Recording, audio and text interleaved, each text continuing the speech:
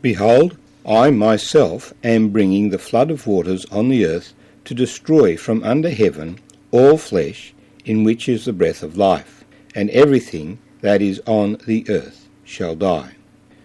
My name's Arthur. Thank you for joining me as we turn to Genesis chapter 6, and we're reading the story of Noah. Noah found grace in the eyes of the Lord. He lived in a time where people were living in the earth in much violence and striving against God.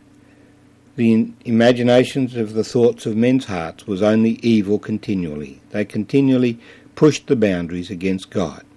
And God decided that he must destroy these people and reconfigure the earth. But there was one man, Noah, who fellowshipped with God. And so God made special arrangements for Noah to survive the flood and to come into a new world after the flood. Our readings will begin with the phrase, "This is the genealogy," and that phrase is repeated at several points in the early chapters of Genesis, pointing to the various source documents that Moses used when he prepared this record. So that Moses was compiling these early chapters of Genesis not from spoken stories that he'd learnt from his grandmother as a baby, but from records that were passed down through Noah's family, Shem, Abraham, and ultimately to Noah himself. We'll read the beginning of the account of Noah. This is the genealogy of Noah. Noah was a just man, perfect in his generations. Noah walked with God. And Noah had 3 sons, Shem, Ham, and Japheth. The earth also was corrupt before God, and the earth was filled with violence. So God looked upon the earth, and indeed it was corrupt, for all flesh had corrupted their way on the earth. And God said to Noah, "The end of all flesh has come before me, for the earth is filled with violence through them. And behold, I will destroy them with the earth. Make yourself an ark of gopher wood. Make rooms in the ark and cover it inside and outside with pitch. And this is how you shall make it. The length of the ark shall be 300 cubits, its width 50 cubits, and its height 30 cubits. You shall make a window for the ark, and you shall finish it to a cubit from above, and set the door of the ark in its side. You shall make it with lower, second, and third decks. And behold, I myself am bringing the flood of waters on the earth to destroy from under heaven all flesh in which is the breath of life, and everything that is on the earth shall die. But I will establish my covenant with you, and you shall go into the ark, you, your sons, your wife, and your sons' wives with you. And of every living thing of all flesh you shall bring 2 of every sort into the ark, to keep them alive with you. They shall be male and female. Of the birds after their kind, of animals after their kind, and of every creeping thing of the earth after its kind, 2 of every kind will come to you to keep them alive. And you shall take for yourself of all food that is eaten, and you shall gather it to yourself, and it shall be food for you and for them. Thus Noah did according to all that God commanded him. So he did.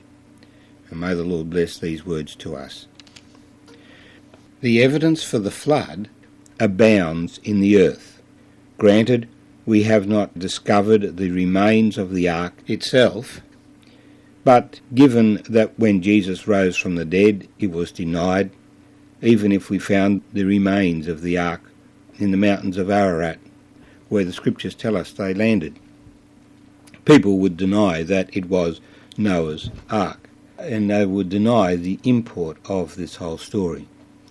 But whenever you go driving, you'll see in cuttings on the road the sedimentary layers. We know of the Ice Age, we know of the geography of the earth, we know of the distribution of species around the earth, the distribution of men, the population of the world. every area that we can investigate in archaeology affirms the truth.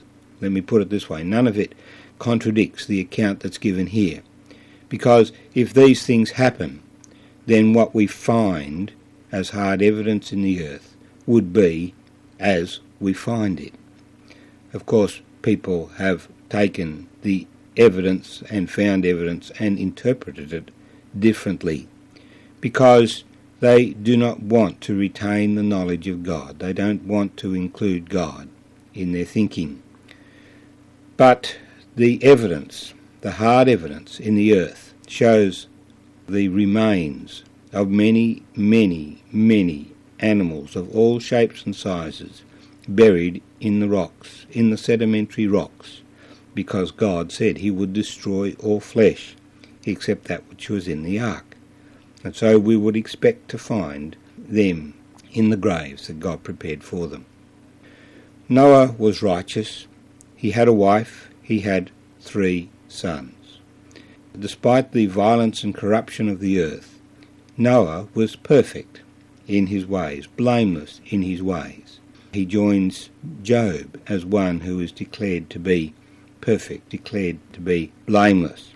Job went through an incredible testing, and what a testing this is for Noah. But he did completely what God told him to do. The determination that God would destroy the earth from the earlier part of the chapter happened 120 years before the flood came. For God said, "Yet his days shall be 120 years." But we find 20 years after that declaration, Noah's children are born. They are not triplets. Shem is named first because he is the one through whom the family of the Jews came, but he was in fact not the oldest. God's instructions are to build an ark, to make it have rooms or compartments. It was to be 300 cubits long, that's 150 metres long. It was to be 50 cubits wide, that's 25 metres wide. A typical house might be 7 or 8 metres wide, so that it's 3 times as wide as a typical house. Its height was 30 cubits, that's 15 metres. A typical house would be maybe 5 metres high. So it is a huge wooden vessel. It would have a window in it, it would have a door on the side, it would have 3 decks. God would make a covenant with Noah to protect Noah in the ark and would bring 2 of every kind of beast. Now this doesn't mean he had to bring 2 of every variety of every kind, but simply 2 of every kind. And so the variation, all of the various species would be maintained and be able to come out of the ark and establish themselves in the earth again after the flood. So there would be birds and there would be animals and there would be insects and creeping things, but there was not to be fish because they would survive in the sea anyway, and he would gather food for them. The ark was amply large enough to hold food and all its cargo, especially when we realise that for the dinosaurs and elephants and huge animals, God didn't need to bring the great-grandfathers. He could bring young, smaller animals of those species into the ark. Well, this whole undertaking then took 100 years after the birth of his 3 sons, and I guess they grew up with this big project, 3 fit young men working with their father in building this huge vessel. And it had to be well built because it was going to be strongly buffeted by the waves. Research has indicated that the dimensions of the ark would make it a very stable vessel. It didn't have to go anywhere, it just had to sit in the water and remain upright and not be turned over in the tidal waves and the violence of the weather that it would encounter. And it had to be secure enough that in all the buffeting it would stand up to it over 12 months at sea. Well, Noah did what he was commanded. that is what we should do. Though we do not know what the future holds, we should do today what the Lord gives us to do.